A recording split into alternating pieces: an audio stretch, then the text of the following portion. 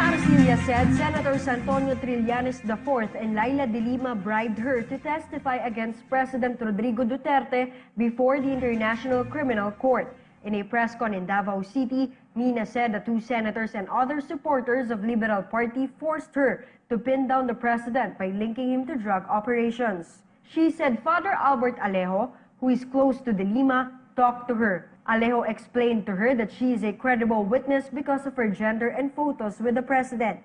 The priest, along with attorney Jude Sabio, lawyer of Edgar Matobato, and a certain Jonel said to be a staff of Trillanes, met with her in a restaurant in Manila.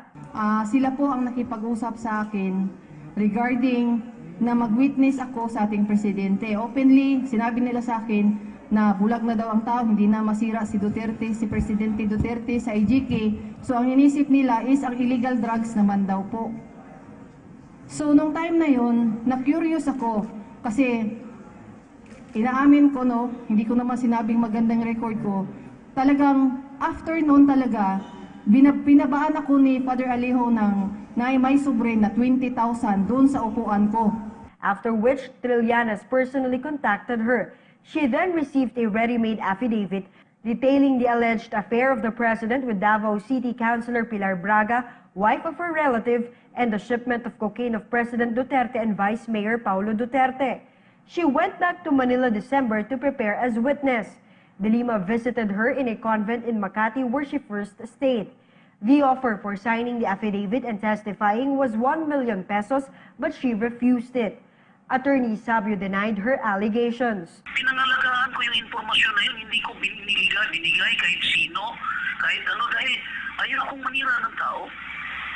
Hindi ngayon sasabihin niya na sinuhulan ko siya, na hindi ko siya sinuhulan. Kaya pinapunta siya dito sa Manila, pinapunta siya upang makuha ko yung statement niya.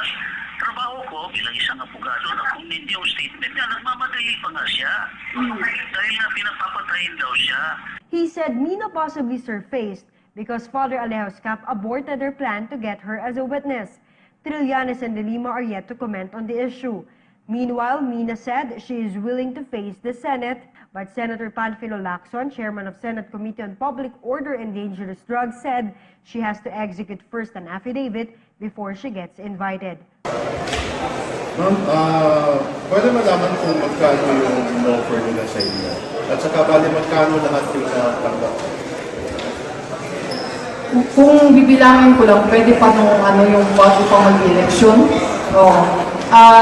Ano yun, mayroong tag 20,000, sunod na 20,000, tapos 30,000, tapos pagpasok naman itong magtistigo, si Father Alejo, iniwanan ako ng 20,000 sa upuan namin, tapos yun pang naka-insert na 20,000 sa tissue, doon sa kinainan namin, tapos nung mga pinadala nito, actually yung iba hindi pinadala kasi pumupunta siya sa akin ng personal. Binibigay niya sa akin, so kung bibilangin ko yun, umaabot talaga yun ng lahat-lahat ng 300,000. Yung offer po sa akin, sabi niya, kasi nagdadalawang isip na sila sa akin. Actually, nag-aaway na kami. Tinatawag nila akong spy, tapos ano daw yung nagpupunwari lang kasi bakit ayaw ko daw pirmahan yung affidavit. Sabi niya, ang 500,000 pagkukupo mo sa Senado. At another 500,000 pag nakarating na sa sa ICC at International Crime of Court. Gusto nila isabay kung may Las Cañas natin? Gusto talaga nila akong isabay noong January, pero sabi ko nga, dapat kung, actually talagang ginawa ko yun, dapat bago nyo ako policy, kasama ko yung 20 katao at pagbibigyan nyo sila ng 50 mili isa-isa. Pero parang napansin nila na parang nag-aalibay na lang daw ako kasi bakit ayaw ko pirmahan. Kasi nga, dahil sa content sa affidavit na nakakatakot na at saka delikado, kaya ayaw ko nang pumirma. May time ba nagkakausap kayo ni Las Cañas sa Cotabato? Si Mutabato, doon kami nag-usap sa may Tanosian Sisters kasi nasa taas ako, tapos doon siya, meron siyang ground doon siya pinapunta kasi nung time na yon uoperahan siya. So, nag-hire sila ng doktor na doon sa Tanosian na kumbento, doon siya uoperahan. So, ang sabi niya talaga sa akin na okay daw siya doon kasi meron silang allowance na 30,000 sa isang buwan. So, nanahimik lang ako so sabi ko, mag-observe lang talaga ako nito. Kaya nung time na meron ng affidavit at nakita ko yung content at saka nakakaintindi naman ako ng kaso, doon na ayaw ko na, lalo na kung meron ng talagang affidavit at saka puros pa kasinungalingan. Ma'am Grace, paano ka paniniwalaan namin at yung mga tao? Andito yung affidavit ko, no? Tapos na-forward ko rin sa brigada yung mga conversation namin nila Jun Sabio at saka yung picture namin nung kami, conference kami together with Father Alejo, Attorney Jun Sabio. Actually, na-post na yun sa brigada page. Yung lahat-lahat na yun, na-post na yun sa brigada page. May number ka ni Father Alejo? Ha? May number ka ni Meron. Bigay mo sa akin. Sige. Okay na. Ako may sige. Opo. Paano kayo nagkakilala ni ma'am? Father Alejo? Dahil din kasi LT rin siya eh. So, close siya kay Secretary de Lima. Ma'am, sino yung nakikita o yung na-met mo nung doon ka sa Manila? December, andun si Senator Trillanes. Tapos nung time na ngayon, andun si Ma'am de Lima. Natatawa nga siya, binasa niya yung affidavit ko. Kaya nung time na yun, marami rin akong inalibay sa kanila. Sabi ko nga sa kanila, uwi muna ako ng Mindanao. Pagbalik ko, saka ko pipirmahan yung affidavit.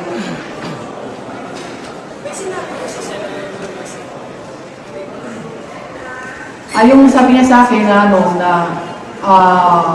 huwag kang mag-alala dahil yun nga daw, hindi ako papabayaan. Nakita ko na maraming pera dito, so akong bahala sa iyo. Yun sabi niya, akong bahala sa iyo. Kita mo sa Mutabato, maganda yung buhay dahil nasa amin. Pero ang kinakatakutan ko na lang talaga kasi yung content ng affidavit, kaya umatras na ako noong bandang December. Ano ang content ng affidavit niyo sa drugs? Yung shipment ni Vice Mayor Paulo Duterte sa Sasa Port at saka yung shipment ng cocaine ni PRRD doon sa Panaco at saka sa Sasa Port. So yun doon, pagkabasa mo sa ano na yan, ma'am, anong reaction ka? Natakot na ako. Sabi ko na, bakit ganito? Grabe naman to. Sabi ko kay Sabio kasi nag-meet kami doon sa Holy Spirit. Sabi niya sa akin, sabihin mo lang yan kasi para daw yan sa at saka pag once na si Pipilini ang makaupo, babalik ang power sa Liberal Party at kaming bahala sa iyo.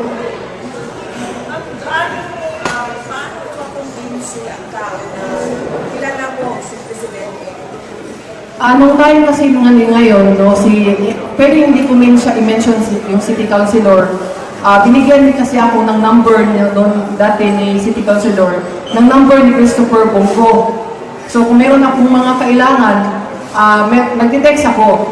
So ang sinabi nila na hindi talaga ako as in close talaga, kundi ang gusto lang nila na meron daw silang proof na close ako kay Presidente Duterte kasi may picture kami na kaming dalawa. Which is ngayon dala ko rin. Pero ma'am, hindi talaga kayo close sa president? Hindi talaga. So, nagkukontak lang ako kay Sir Bongo. At saka dati rin, yung nag-usap kami sa After Dark, biruan din, yun lang. Pero yun ang kinukumbinsi nila sa akin kasi nakita nila yung picture together with PRRD. Ma'am, nagkausap kami ni Father Bert Alejo. Sabi niya, ikaw daw yun ang personal na pumunta sa kanya. Dala-dala yung mga evidence. Hindi talaga yung totoo. Kasi actually, siya ang tumawag sa akin. Inuntak niya yung isang taong malapit sa akin para makuha yung number ko. Kasi pumunta siya ng Cebu sa ombudsman kasi sabi niya, naghahanap siya ng witness na para maus ang Presidente Duterte. Ma'am, hindi ba kayo natatakot sa secret ng mga witness na kumantad kayo? Nakawala kayong takip sa mukha ko. Yun ang sabi ni Father Alejo. So, ginawan ko lang rin, no? At least, sabi ko nga, tinanggap nila ako, at least, dito yung text, no, ni Senator Trillanes gamit yung Manong Junel na nagsabi ka na na binayaran ka namin. Tapos, kasi during the time nandun ako sa Manila, habang kung ano yung gusto nilang ipakausap sa akin, andyan ako sa harapan, nag-uusap kami sa phone, tapos nire-record nila yung anong sinasabi namin, including Las Cañas at saka si Motabato. Kaya para daw kung magbaliktad daw kami, yun daw yung paglalaban nila sa amin. Pero sa isip ko, hindi pa naman ako nakapirma ng affidavit eh. So, kaya nung January, nagsip ulit na ako binabash sa group namin sa Liberal Party. Naghanap ako ng advice na ito ba, hindi ako delikado dito kasi ganito ganyan. So may nag-advise, hindi mo naman napirmahan yung hindi mo napirmahan yung affidavit eh. So pwede pa yun. Kahit na yan sila, sabihin mo kung anong totoo. So ito, sinabi ko lang po ito, para po malaman ng karamihan kung ano po ang totoo na mga ginagawa ditong kampo ni Senator Trillanes at saka ni Ma'am Lima. Mapuli na malaman kung ano yung trabaho niya? Actually, ma'am, dati, yung sa Geogia Transport hindi naman talaga ako nag-finance doon, pero dati talaga, ako yung nag-handle, so by porsyento. So, mahilig kami doon dati sa Isimani kasi ito pa lang si Father Aleo, lahat ng mga gusto nilang itistigo, tinitingnan nila yung background. Sabi, siguro, sa isip nila, ako, si Motabato, si Las Cañas, madali lang nilang makumbinsi kasi alam nila na mahilig kami sa Isimani. Yun ang sinabi nila sa akin. Sabi niya, dito ka sa amin, maganda yung buhay mo. So, ako, na-witness ko talaga na napakabilis ng pera. Paghingi, hindi ka man naghingi, papadalhan ka, tapos puntahan ka sa bahay, bibigyan ka na naman ulit. Ma'am, after sa revelation mo, may sino nagbibigay ng protection sa inyo at meron mo na bang tumatawag pa wala kanya gossip ka o protection sa inyo? Wala pa, ma'am. Ang sa akin lang is malaman na lang po ng buong Pilipino kasi yung isa na natulungan ni Presidente Duterte na yung mga anak ng namatay nasa foundation niya, nagsabi talaga na huwag mong gagawin yan dahil alam mo sa totoo lang, matindi ang pagtulong ni Presidente Duterte sa aking mga pamangkin. So, isabi mo yung totoo at saka based sa mga kasama ko sa Liberal Party, every month daw, lagi na daw sila pupunta ng ICC at saka by May daw, may impeach na daw talaga ang President Duterte. So, sa aking family, sa side ng ng husband ko, sila talaga nagsabi sa akin na ilabas mo na kung ano yung totoo.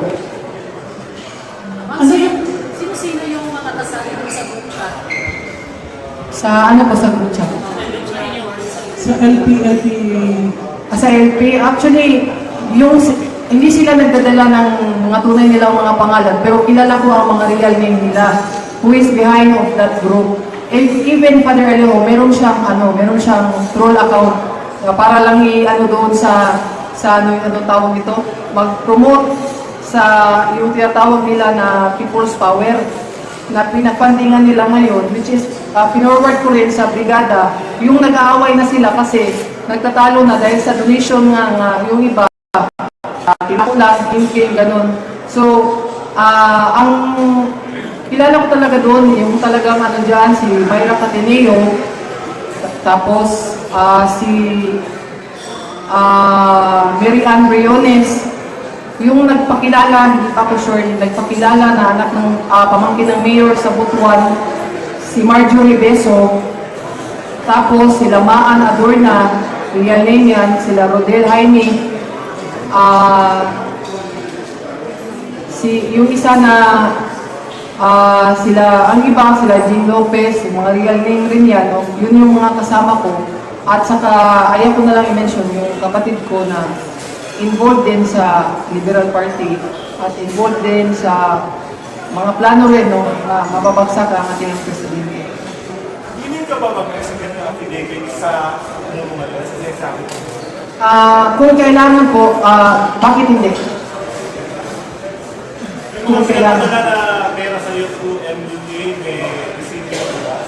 Meron ka po, Meron akong, yung sa December, hinahanap pa ng ko, pero meron kasi tinext yun din.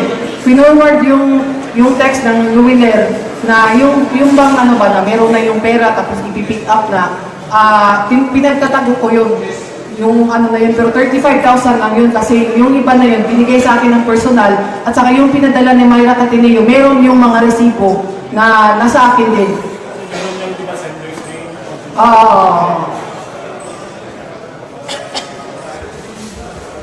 Sa group chat mo ba, wala bang mga malalaking personalidad sa AP? Sila Senator Trillanes kasi meron din silang mga meron silang mga troll account eh. So doon kami dati nag-usap at pinagsasabihin kami kung anong ipapalabas, ganyan. Tapos pinag-advisean ako na sabihin mo na mayroong extortion doon. Yung bago pa nung mag-eleksyon, may extortion na nangyayari doon sa Davao para ma-convince daw. Kasi doon sila nag-convince doon sa mga PhilAm community doon sa US. Yung gumawa ng affidavit, ma'am, si Atty. Sabiona. Si Atty. Jude Sabiona. At saka yung email ad niya, andito sa akin. Sa email ad niya, pinoward niya sa akin yung mga affidavit.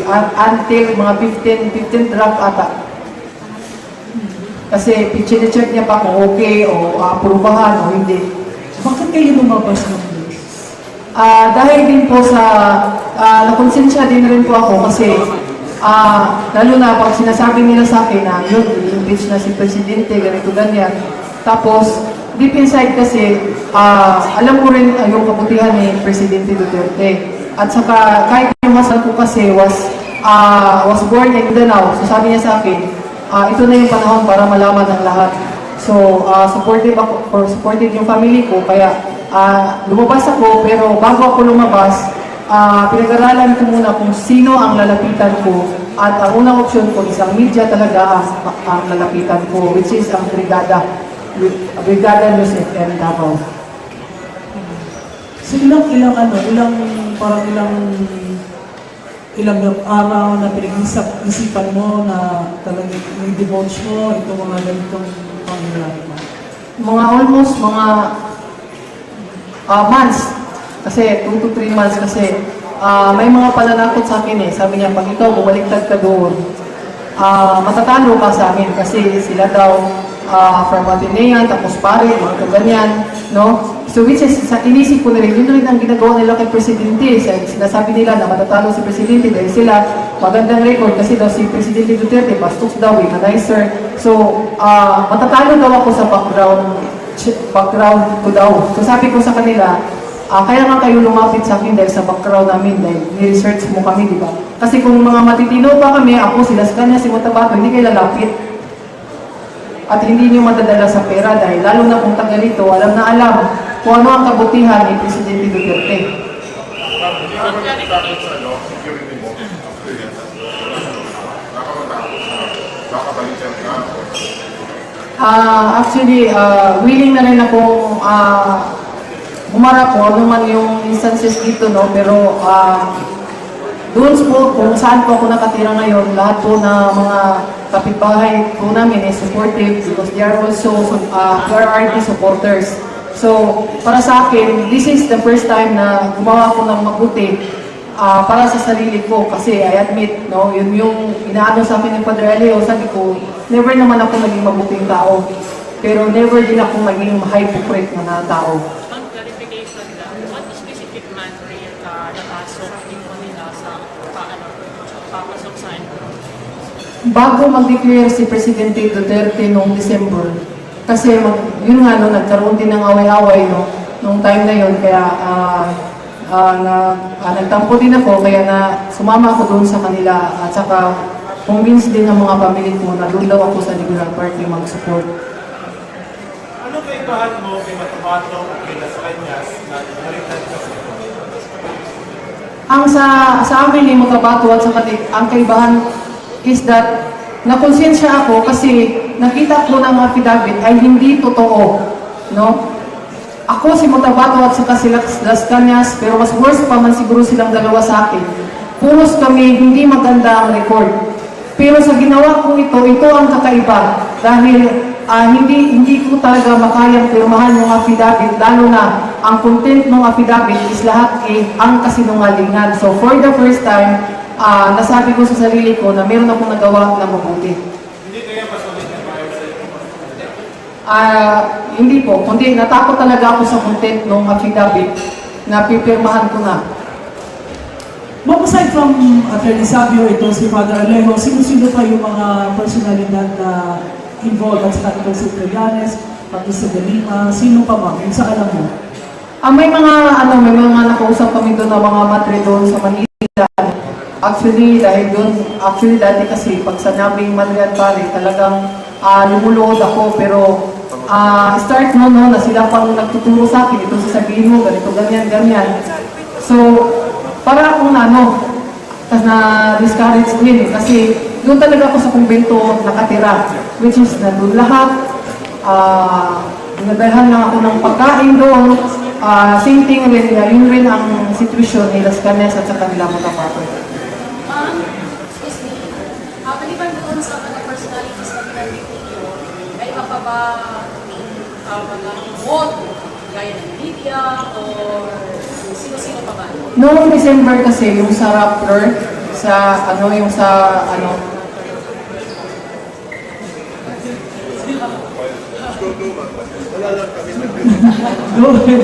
Rappler, sinabihan ako ni Attorney Jude Sabio na sabi daw ni Chayo Quirinia, kailangan ng pirmahan yung affidavit ko para ipasa sa Rappler at saka sa Inquirer. Sabi ko sa kanila nga, umahanap ako ng alibay, sabi ko, mamaya na, uwi muna ako ng Mindanao, kausapin ko muna kausapin ko muna ang pamilya ko bago ako babalik sa Manila. Sabi ko nga sa kanila, babalik ako sa Manila first week o second week sa January. But hindi na po ako bumalik. Ma'am, yung pagbaliktad ni Las Cañas, andun ka ba? December pa yun, ma'am. Actually, yun kasi sa kanya, alam ko, meron siyang problema sa medication niya, lalo na sa dialysis niya. So, how many times daw na lumapit siya kay Presidente Duterte na yun lang, meron siyang inaano na mga business na makatulong sa kanya, pero hindi na nabigay. Yung just like sa akin, yung napahiya talaga kami. So, yun na yung mga dahilan sa mga financial na aspeto po. Okay, sino pa ba? May clarification na iba? Hindi kaya, diba, ang dahilan mo at nalaman mo sa ID dati is because meron kang request na hindi bigay. Hindi kaya na yung request ka na hindi nabigay nila kanyang balikan ko rin? Hindi. It is because yung sa affidavit talaga. Actually, yun talaga nag-away kami kasi ang sinabi nila sa akin is parang nagdadahilan na lang daw ako, bakit ayaw ko signan? Sabi ko sa kanila, uwi muna ako sa Mindanao kasi nakakatakot yung content eh. Imagine, pipirmahan ko yun tapos merong involved na mga congressman, na mga malalaking tao. So sabi ko, uwi muna ako at kausapin ko muna yung family ko. Ano pala ini-expect mo from the start? Ano pala yung affidavit na pipirmahan mo from the start? Ano ini-expect mo? Bayad lang siya? Yung ini-expect ko nga lang sana, yung sanang bayad lang siguro, yung sa akala ko, yung nangyari. Pero at the time, nagka-idea na rin ako kasi meron din akong mga kasama na talagang Duterte supporter. Sabi nila, pasukin mo yan para malaman mo, para pagdating ng time, yung sinasabi nila na may impeach si Presidente Duterte, meron kang mahawak na katibayan.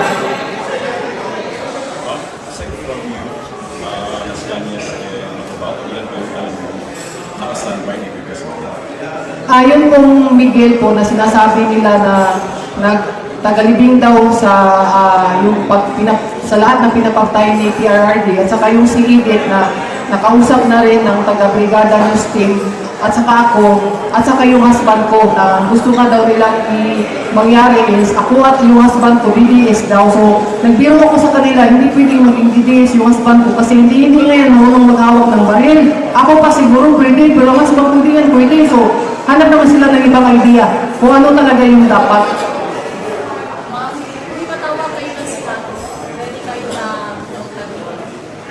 Anytime po ma'am, para po sa kapwa Pilipino. Actually ngayon, very supportive po ang family ko, no? At sinabi talaga nila, for the first time, meron akong ginawang mabuti. Yun lang po at ano po ang kalabasan nito, message ko lang po kay Father Alejo, maaaring matalo po ako dahil sa pananakot niyo sa akin ngayon sa text, no? Pero, never ko naman sinabi na mabuti akong tao. Kaya nga po niyo kinumbinsi dahil sa background ko eh. Kaya niyo kinumbinsi sila Canesas at saka si Montabato dahil sa mga background namin. Kasi kung matino kami, hindi niyo kami ofera ng pera.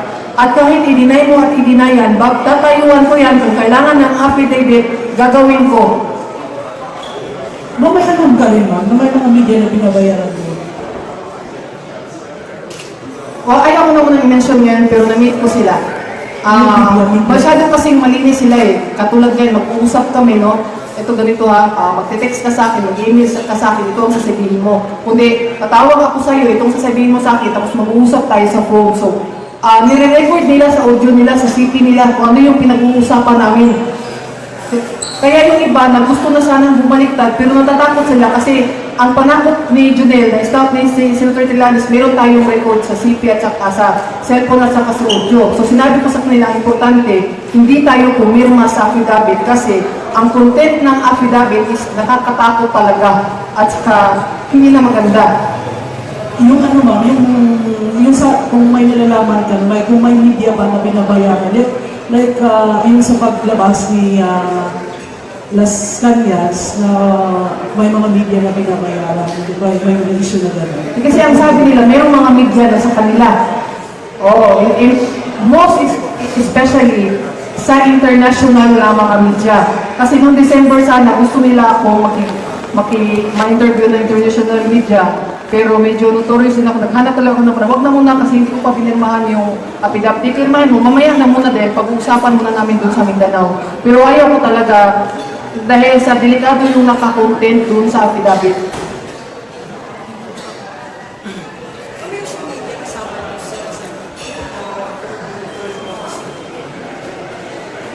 Yung isa talaga, nakita ko siya through meeting.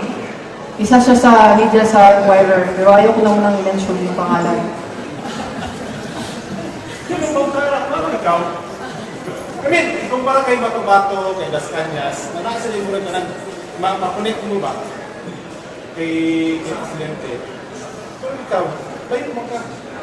Ano yung pagsunod sa inner circle ni PRID or Dili man po ako ang nag-ingon sila, kundi sila ang nag-ingon sa kuha. Sila ang nag-offer sa kuha nga, mas maayo nga ikaw, kay connected ka kay Pilar Braga, tapos nakabalo sila nga na ako'y number ni Kuan, na ako'y number ni Sir Bungo, o katong mga picture lang ilang ibasihan. Mora to ang picture ilang ibasihan na ako'y na picture together with PRRD. Mora to ilang ibasihan. para sa ikuma o sa mga reporters dali na may number ni Bongo, na may mga picture with CRID.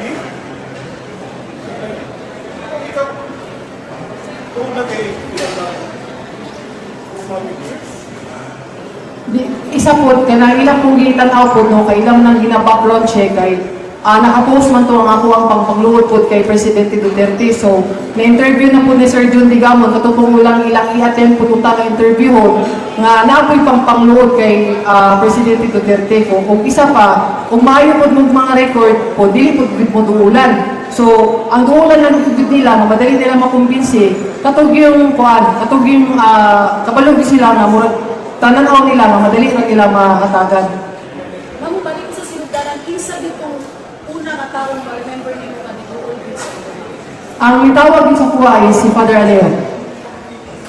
Ma'am, is this your account? Guillermina Barrido Arcilas. Mauna siya. Active pa rin naman. Aka na siya, dili na nakuno siya nabuksan. So, ambot lang mo kay Husay na may mga latest post, diha.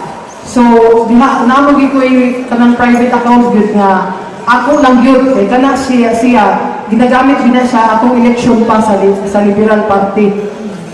Mao na. So makita na ito yung mga posts mga expressing your disappointment. So muli itong mga pagkadismaya ni mo. Mao to. So, Okay, after question. Father Bert Alejo, nagsunod na itong si Atty. Sabio, itong si Junel.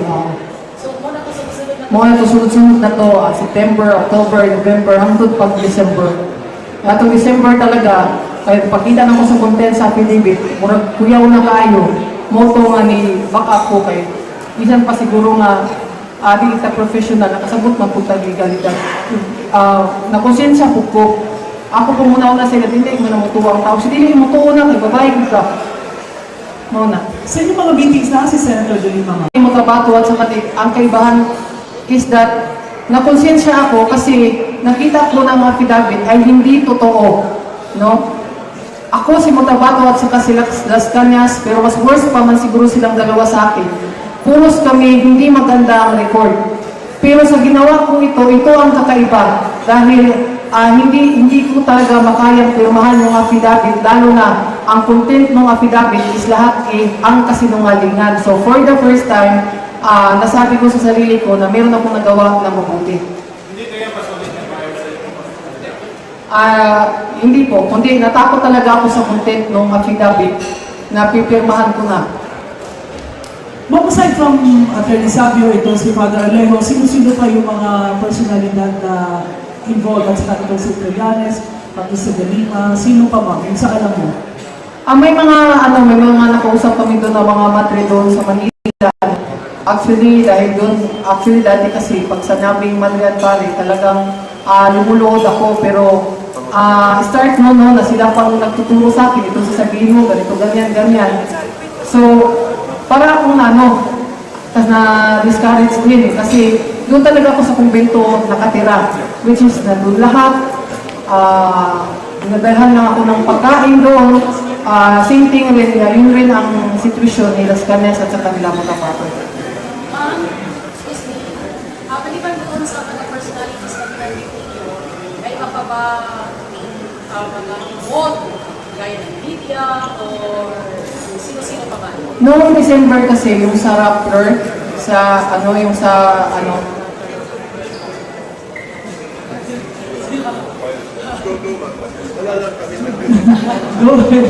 Raptor, sinabihan ako ni Attorney Jude Sabio na sabi daw ni Chayo Quilinia, kailangan ng pirmahan yung affidavit ko para ipasa sa Raptor at saka sa Inquirer. Sabi ko sa kanila nga, umahanap ako ng alibay, sabi ko, mamaya na, uwi muna ako ng Mindanao. Kausapin ko muna kausapin ko muna ang pamilya ko bago ako babalik sa Manila. Sabi ko nga sa kanila, babalik ako sa Manila first week o second week sa January. But hindi na po ako bumalik. Ma'am, yung yung pagbaliktad ni Las Cañas, andun ka ba? December pa yun, ma'am. Actually, yun kasi sa kanya, alam ko, meron siyang problema sa medication niya, lalo na sa dialysis niya. So, how many times daw na lumapit siya kay Presidente Duterte na meron siyang inaano ng mga business na makatulong sa kanya, pero hindi nabigay. Yung just like sa akin, yung napahiya talaga kami. So, yun na yung mga dahilan sa mga financial na aspeto po. Okay, sino pa ba? May clarification na iba? Hindi kaya diba, ang dahilan mo at sinalaman mo sa PRID dati is because meron kang request na hindi nabigay. Hindi kaya na yung request ka na hindi nabigay nila kanyang balikan ko rin? Hindi. It is because sa affidavit talaga. Actually, yun talaga nag-away kami kasi ang sinabi nila sa akin is parang nagdadahilan na lang daw ako, bakit ayaw ko signan? Sabi ko sa kanila, uwi muna ako sa Mindanao kasi nakakatakot yung content eh. Imagine, pipirmahan ko yun tapos merong involved na mga congressman, na mga malalaking tao. So sabi ko, uwi muna ako at kausapin ko muna yung family ko. Ano pala ini-expect mo from the start? Ano pala yung affidavit na pipirmahan mo from the start? Ano ini-expect mo? Mild lang siya? Yung ina-expect ko nga lang sana, yung sana mild lang siguro, yung sa akala ko, yung nangyari. Pero at the time, nagka-idea na rin ako kasi meron din akong mga kasama na talagang Duterte supporter. Sabi nila, pasukin mo yan para malaman mo, para pagdating ng time, yung sinasabi nila na may impeach si Presidente Duterte, meron kang mahawak na katibayan. Aside from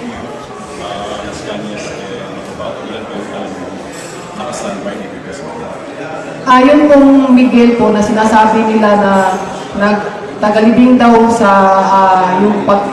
sa lahat ng pinapatay ni PRRD at saka yung si Edith na nakausap na rin ng taga-brigada news team at saka ako at saka yung husband ko na gusto nga daw nila.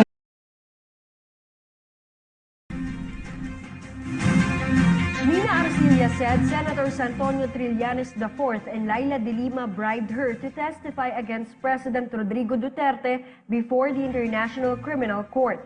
In a press con in Davao City, Nina said the two senators and other supporters of Liberal Party forced her to pin down the president by linking him to drug operations. She said Father Albert Alejo, who is close to de Lima, talked to her. Alejo explained to her that she is a credible witness because of her gender and photos with the president.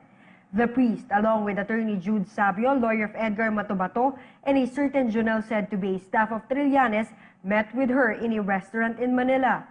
Sila po ang nakipag-usap sa akin regarding na mag-witness ako sa ating presidente. Openly, sinabi nila sa akin na bulag na daw ang tao, hindi na masira si Duterte, si Presidente Duterte sa IGK. So ang inisip nila is ang illegal drugs naman daw po.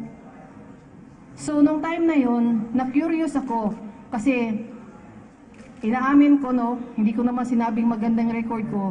Talagang after noon talaga, pinabaan ako ni Father Alejo na may sobre na 20,000 doon sa upuan ko. After which, Trillanes personally contacted her. She then received a ready-made affidavit detailing the alleged affair of the president with Davao City Councilor Pilar Braga, wife of her relative, and the shipment of cocaine of President Duterte and Vice Mayor Paulo Duterte. She went back to Manila December to prepare as witness. De Lima visited her in a convent in Makati where she first stayed. The offer for signing the affidavit and testifying was 1 million pesos, but she refused it.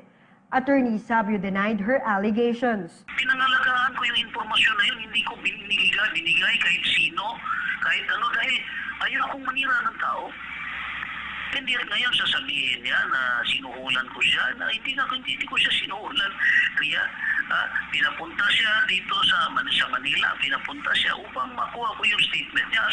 Trabaho ko bilang isang abogado na kung hindi yung statement niya, nagmamadali pa nga siya. Dahil nga pinapapatayin daw siya. He said Nina possibly surfaced because Father Alejo's camp aborted their plan to get her as a witness. Trillanes and de Lima are yet to comment on the issue. Meanwhile, Nina said she is willing to face the Senate, but Senator Panfilo Lacson, chairman of Senate Committee on Public Order and Dangerous Drugs, said she has to execute first an affidavit before she gets invited. Ma'am, pwede malaman kung magkano yung offer nila sa inyo? At saka bali magkano lahat yung natanggap? Kung bibilangin ko lang, pwede pa nung yung bago pa mag-election. Ano yun, mayroong tag 20,000, sunod na 20,000, tapos 30,000, tapos pagpasok naman itong magtistigo, si Father Alejo, iniwanan ako ng 20,000 sa upuan namin, tapos yun pang maka-insert na 20,000 sa tissue, doon sa kinainan namin, tapos nung mga pinadala nito, actually yung iba hindi pinadala kasi pumupunta siya sa akin ng personal.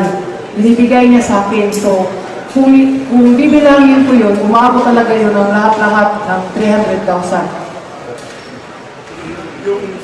Yung offer po sa akin, sabi niya, kasi nagdadalawang isip na sila sa akin. Actually, nag-aaway na kami. Tinatawag nila akong spy, tapos ano daw yun. Nagpupunwari lang kasi, bakit ayaw ko daw pirmahan yung affidavit. Sabi niya, ang 500,000 pag-upo mo sa Senado. At another 500,000 pag nakarating na sa international, sa ICC, at International Crime of Court. Gusto nila isabay ko kay Las Cañas natin? Gusto talaga nila akong isabay noong January, pero sabi ko nga, dapat kung, actually talagang ginawa ko yun, dapat bago nyo ako policy, kasama ko yung 20 katao at pagbibigyan nyo sila ng 50 mil isa-isa. Pero parang napansin nila na parang nag-aalibay na lang daw ako kasi bakit ayaw ko pirmahan. Kasi nga, dahil sa content sa affidavit na nakakatakot na at saka delikado, kaya ayaw ko nang pumirma. May time ba nagkakausap kayo nila Las Cañas sa Tomato? Yung si Mutabato, doon kami nag-usap sa may Tanosian Sisters kasi nasa taas ako, tapos doon siya, meron siyang ground doon siya pinapunta kasi nung time na yon uoperahan siya. So, Oras na umantad kayo, nakawala kayong takip sa mukha. yun ang sabi ni Father Alejo. So, ginaran ko lang rin, no?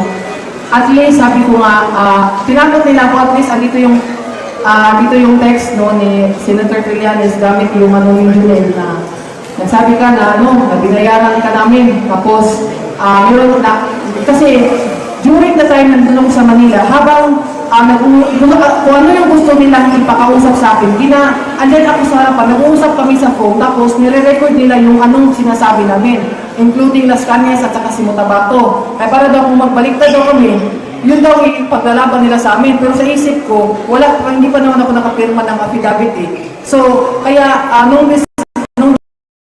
January, nagsip ulit na ako binabash sa group namin sa Liberal Party. Naghanap ako ng advice na ito ba, hindi ako delikado dito kasi ganito ganyan. So may nag-advise, hindi mo naman napirmahan yung hindi mo napirmahan yung affidavit eh. So pwede pa yun. Kahit na yan sila, sabihin mo kung anong totoo. So ito, sinabi ko lang po ito, para po malaman ng karamihan kung ano po ang totoo na mga ginagawa ditong kampo ni Senator Trillanes at saka ni Ma'am Lima. Mapuli na malaman kung ano yung trabaho niya. Actually, ma'am, dati, yung sa Geojet Transport, hindi naman talaga ako nag-finance doon, pero dati talaga, ako yung nag-handle, so by porsyento. So, mahilig kami doon dati sa si Isimani kasi ito pa lang si Father Alejo, lahat ng mga gusto nilang itistigo, tinitingnan nila yung background. Sabi, siguro, sa isip nila, ako, si Mutabato, si Las Cañas, madali lang nilang makumbinsi kasi alam nila na mahilig kami sa Isimani. Yun ang sinabi nila sa akin. Sabi niya, dito ka sa amin, maganda yung buhay mo. So ako, na-witness ko talaga na napakabilis ng pera. Paghingi, hindi ka man naghingi, papadalhan ka, tapos putahan ka sa bahay, bibigyan ka na naman ulit. Ma'am, after sa regulation mo, may sino nagbibigay ng protection sa inyo at meron mo na bang tumatawag pa wala kanya gossip ka o protection sa inyo?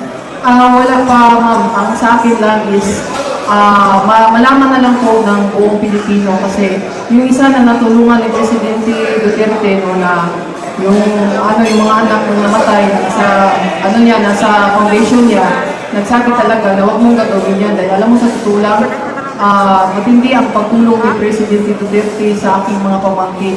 So, isabi mo yung totoo at saka based sa mga kasama ko sa Liberal Party, every month daw, lagi na daw sila pupunta ng ICC at saka by May daw, may impeach na daw talaga ang President Duterte. So, sa aking family, sa side ng ng husband ko, sila talaga nagsabi sa akin na ilabas mo na kung ano yung totoo. Sino-sino yung mga kasali mo sa group chat? Sa group chat? Sa LP.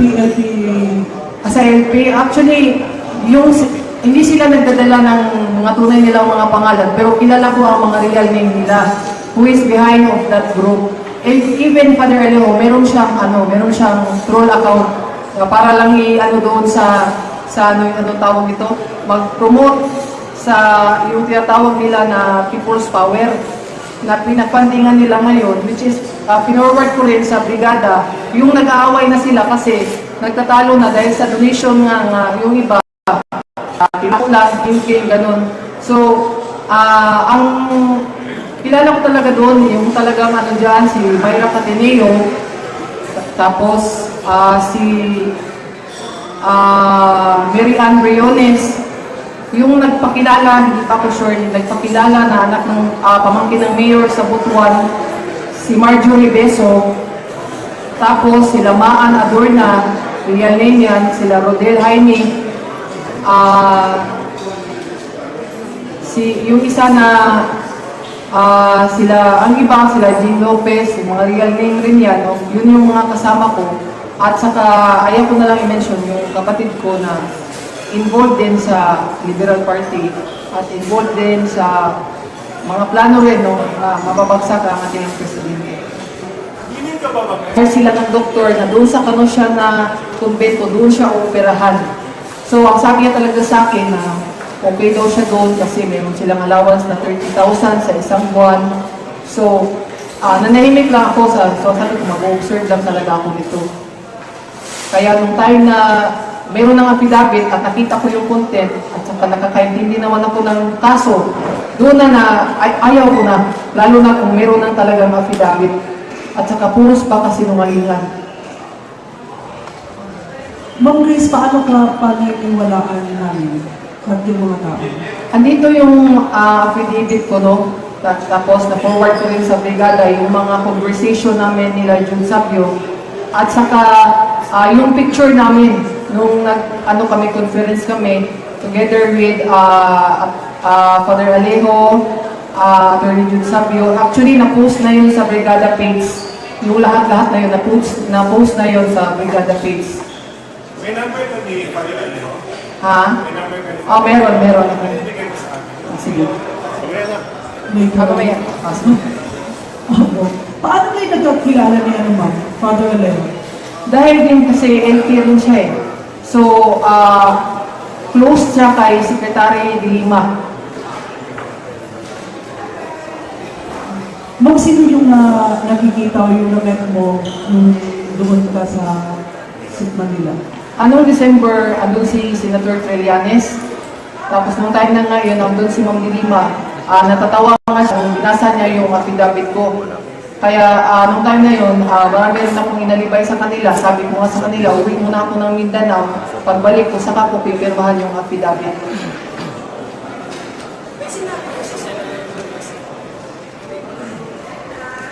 Yung sabi niya sa akin na huwag kang mag-alala dahil yun nga daw, hindi ako papabayaan. Nakita ko na maraming pera dito, so akong bahala sa iyo. Yun sabi niya, akong bahala sa iyo. Kita mo sa mga tabato, maganda yung buhay dahil nasa amin. Pero ang kinakatakutan ko na lang talaga kasi yung content ng affidavit, kaya umatras na ako nung bandang December. Ano ang content ng affidavit niyo sa drugs? Yung shipment ni Vice Mayor Paulo Duterte sa Sasa Port at saka yung shipment ng cocaine ni PRRD doon sa Panabo at saka sa Sasa Port. So yun doon, pagkabasa mo sa ano na yan, ma'am, anong reaction ka? Natakot na ako. Sabi ko na, bakit ganito? Grabe naman to. Sabi ko kay Sabio kasi nag-meet kami doon sa Holy Spirit. Sabi niya sa akin, sabihin mo lang yan kasi para daw yan sa at saka pag once si Pipilini ang makaupo, babalik ang power sa Liberal Party at kaming bahala sa iyo.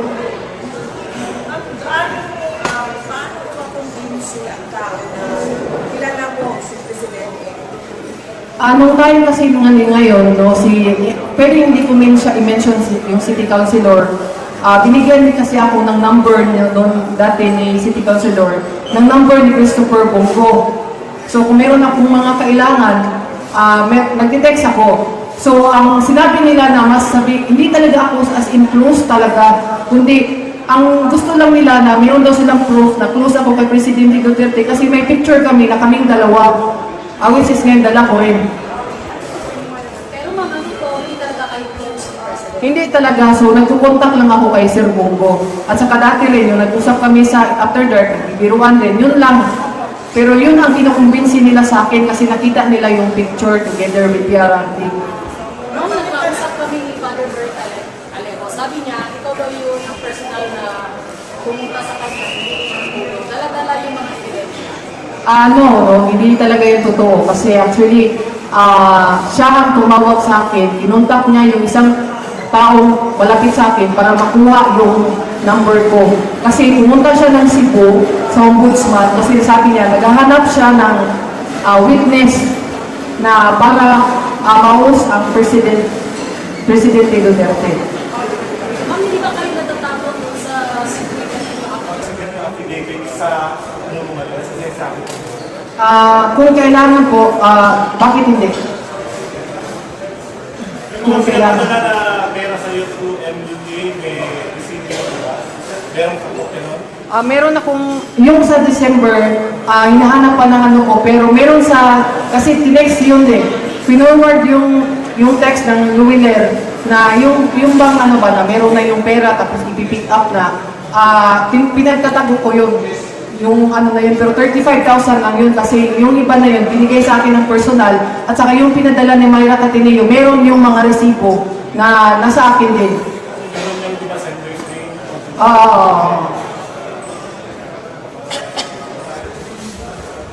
Sa group chat mo ba, wala bang mga malalaking personalidad sa AP? Sila Senator Trillanes kasi meron din silang mga meron silang mga troll account eh. So doon kami dati nag-usap at pinagsasabihin kami kung anong ipapalabas, ganito ganyan. Tapos pinag-advisean ako na sabihin mo na mayroong extortion doon. Yung bago pa nung mag-eleksyon, may extortion na nangyayari doon sa Davao para ma-convince daw. Kasi doon sila nag-convince doon sa mga PhilAm community doon sa US. Yung gumawa ng affidavit, ma'am, si Atty. Sabina. Si Attorney Jude Sabiona. At saka yung email ad niya, andito sa akin. Sa email ad niya, pinoward niya sa akin yung mga affidavit. Until mga 15 draft ata. Kasi check niya pa kung okay o aprubahan o hindi. Bakit kayo lumabas ng news? Dahil din po sa, nakonsensya din rin po ako kasi lalo na pag sinasabi nila sa akin na yun, i-impeach na si Presidente, ganito ganyan. Tapos, deep inside kasi, alam ko rin yung kabutihan ni Presidente Duterte. At saka, kahit yung masal ko kasi was born in Mindanao, so sabi niya sa akin, ito na yung panahon para malaman ng lahat. So, supportive yung family ko, kaya lumabas ako, pero bago ako lumabas, pinag-aralan ko muna kung sino ang lalapitan ko at ang unang option ko, isang media talaga ang lalapitan ko, which is ang Brigada News FM Davao. So ilang araw na pinag-isipan mo na talagang i-divulge mo itong mga ganitong pangyayari mo? Mga almost months. Kasi 2 to 3 months kasi may mga pananakot sa akin eh. Sabi niya, pag ikaw bumaliktad ka doon, matatalo ka sa amin kasi sila daw from Ateneo, tapos pare, mga ganyan, no? So which is, sa inisip ko na rin, yun rin ang ginagawa nila kay Presidente. Sinasabi nila na matatalo si Presidente dahil sila magandang record kasi daw si Presidente Duterte, bastos daw, nicer. So, matatalo daw ako sa background ko daw. So sabi ko sa kanila, kaya nga kayo lumapit sa akin dahil sa background namin, dahil ni-research mo kami, di ba? Kasi kung mga matitino pa kami, ako, sila sa kanya, si Motabato, hindi kayo lalapit. At hindi nyo madadala sa pera dahil lalo na kung tagalito, alam na alam kung ano ang kabutihan ni Presidente Duterte. Hindi ka ba nagtakot sa security mo? Baka balikan ka? Actually, willing na rin akong humarap po, ano man yung instances dito, no? Pero doon po, kung saan po ako nakatira ngayon, lahat po na mga kapitbahay po namin is supportive because they are also PRRT supporters. So, para sa akin, this is the first time na gumawa ko ng mabuti para sa sarili ko kasi I admit, no, yun yung inaano sa akin ng Padre Aleo, sabi ko, never naman ako naging mabuting tao. Pero never din ako maging hypocrite na tao. Clarification lang, what specific manner napasok yung kanila sa papasok sa Bago mag-declare si Presidente Duterte noong December, kasi yun nga, no, nagkaroon din ng away-away, no, noong time na yun, kaya nagtampo din ako, kaya sumama ako doon sa kanila, at saka convince din ng mga pamilya ko na doon daw ako sa Liberal Party mag-support. Ano kaibahan mo kay Matabato o kay Las Cañas na baliktad kasi? Ang sa amin